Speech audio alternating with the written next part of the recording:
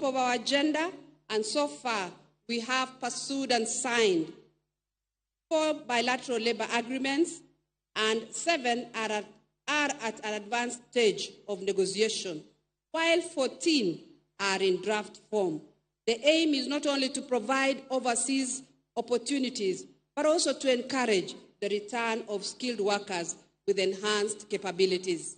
Encouragingly, there are 254,312 active jobs that have been advertised by the private recruitment agencies on the National Employment Authority website at www.neaims.go.ke. Job seekers are encouraged to register through the website and apply for the jobs.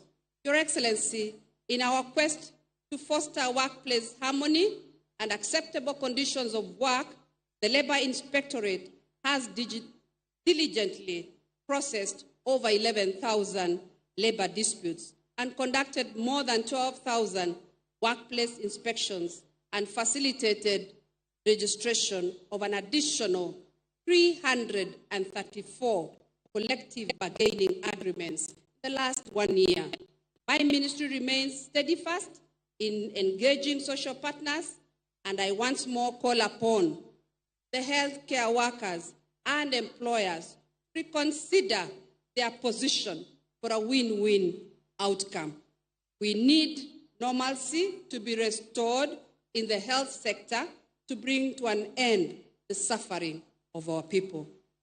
In recalling the Durban call to action on elimination of child labor by 2025, my ministry recently joined the Alliance 8.7 on a pathfinder country and further established 7 county child labor committees to address child labor issues at the county levels. These efforts underscore our unwavering dedication to uphold children's rights to social and educational development. Your Excellency, social protection is a mandate of my ministry, and we continue to implement the cash transfer programs with an increase in social assistance coverage to orphans and vulnerable children